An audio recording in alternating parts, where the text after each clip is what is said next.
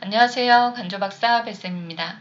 오늘은 7-3회차 보건간호와 공중보건 문제를 풀어보겠습니다. 42번 보시면 진료비 지불제도 중 사후 보상 결정 방식의 장점으로 옳은 거, 우리가 사후 보상이 뭔지 알고 있어야 되겠죠? 사후 보상 제도는 한 가지죠. 행위별 수가제에 대한 문제네요. 1번에 보시면 행정관리가 간편하다. 이거는 인두제나 포괄수가제가 되겠죠. 1차 진료 의사들을 정해놓고 그 지역사회 주민들이 그 의사들에게 진료를 받게 하는 거예요. 그래서 행정관리가 굉장히 간편하겠죠. 자, 2번 과잉 진료를 예방할 수 있다. 이거는 포괄수가제가 더 가깝겠네요. 포괄수가제는 우리나라는 현재 7가지 질병군에 한해서만 시행이 되고 있죠. 그래서 질병군에 한해서 비용을 미리 정해놓고 그 안에서 치료받게 하는 거죠. 그래서 과잉 진료를 예방할 수 있어요. 비용이 정해져 있기 때문에.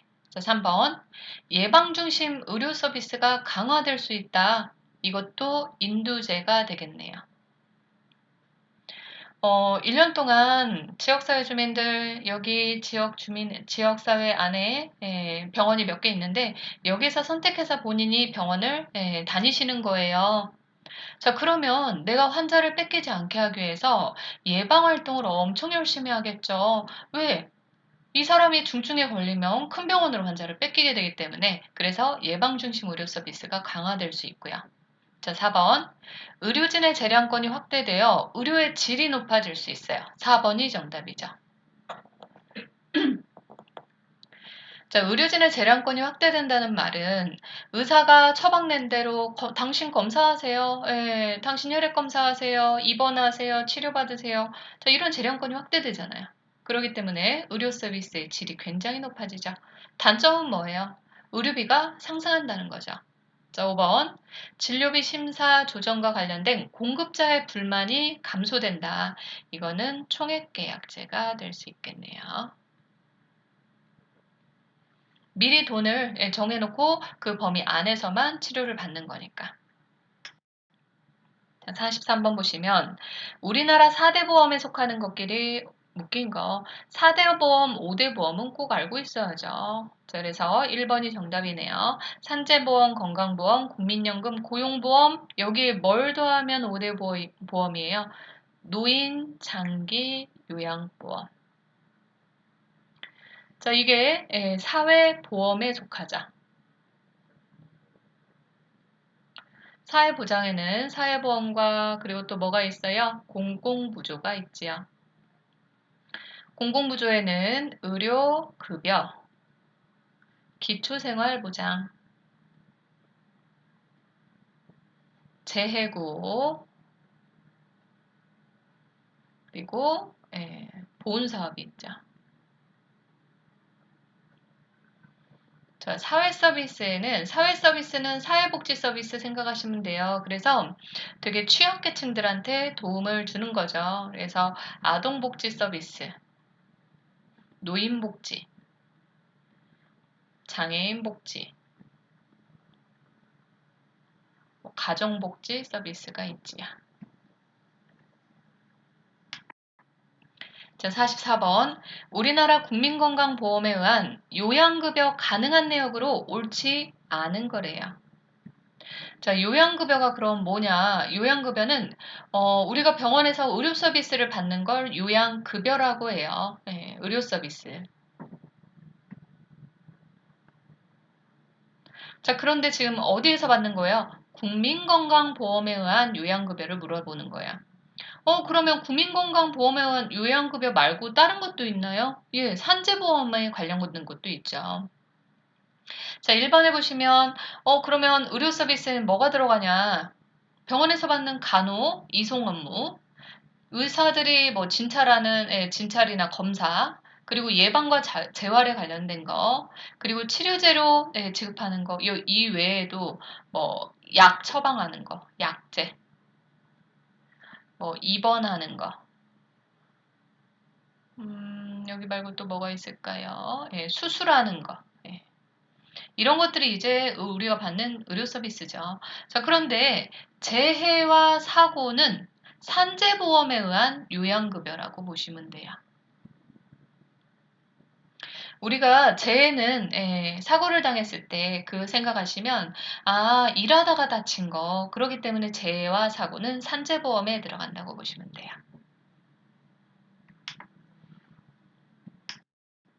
45번. 공장이나 자동차 배기가스에서 배출된 산화물이, 이런 산화물은 질소산화물, 황산화물이 가장 많다고 그랬죠.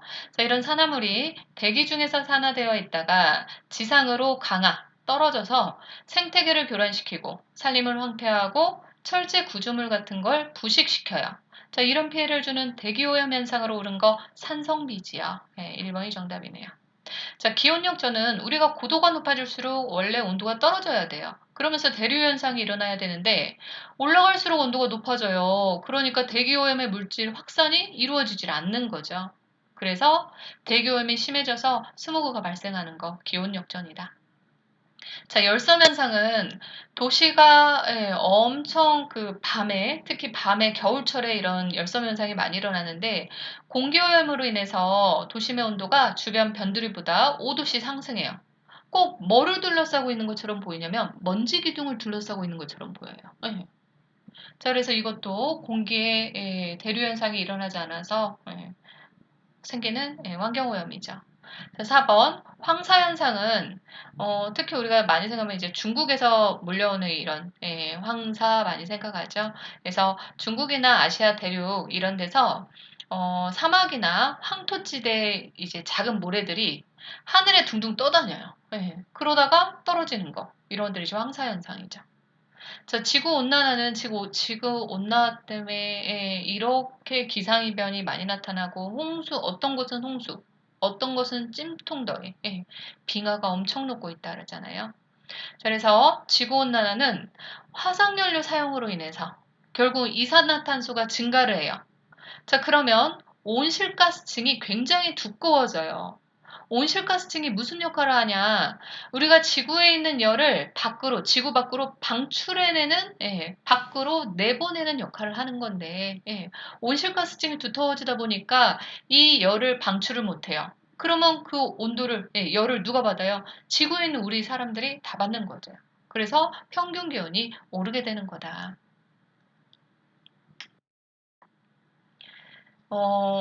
이번 시험에 이런 문제들이 나오지 않을까 싶어요. 그래서 기상이변도 많이 일어나고 계속해서 뉴스에서 많이 나오고 있죠. 자, 46번 보시면 도시 하수의 처리법의 순서로 옳은 거 1번이 정답이고요. 자, 스크린은 걸러주는 거죠. 먼저 한번 걸러내요. 자, 침사는요, 무거운 것을 가라앉히는 거예요. 네. 자, 그런데 우리가 이런 부유물에는 무거운 것만 있지 않죠. 둥둥 떠다니는 게 있겠죠. 그거를 침전이라고 해요. 그래서 부유물질을 제거하는 거. 침전시켜서. 활성온이법은 도시하수처리법에서 굉장히 많이 사용하는 거죠. 온이가 뭘 말하냐면 물에 있는 되게 오탁물질, 그래서 진흙 상태의 물질을 온이라고 하는데 이거를 활성화시키는 거예요. 뭘 집어넣어서 활성화시키냐? 산소를 공급해서 활성화시켜서 얘가 온이와 응집해서 침전하고 응집해서 침전하고 이거를 계속 되풀이 과정을 통해서 물을 깨끗하게 만드는 거를 활성온이법이라고 한다. 그래서 산소를 집어넣어서 시키는 거죠. 자, 47번. 이건 최근에 시험 문제 나온 거죠. 작년 시험 문제고요. 자, 고도 20에서 30km의 대기층에 있으면 몇 킬로에 있는지 어디에 위치해 있는지 몰라도 뒤에 것만 보고 알아만 주셔야죠. 태양의 자외선을 일정하게 막아주는 역할을 한대요. 이게 오존층이죠. 우리 앞에서 지구온난화가 생기는 것도 이런 거랑 비슷하죠. 비슷한 역할인 거죠. 그래서 자외선을 우리가 오존층이요. 유해광선 같은 거를 다 막아줘요. 근데 우리가 대기오염으로 인해서 이 오존층이 어떻게 돼요? 홀이 생기고 있다 그러잖아요. 오존층이 파괴돼서 홀이 생겨요.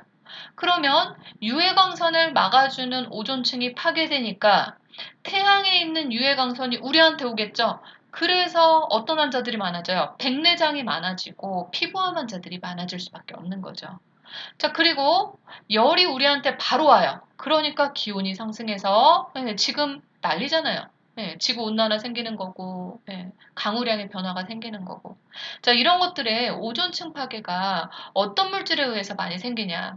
자동차 배기가스나 냉장고나 에어컨, 스프레이 이런 데 사용하는 프레온가스 자체가 태양광선에 의해서 광화학 반응을 일으켜요. 그래서 오존층이 뚫린다고 보시면 돼요.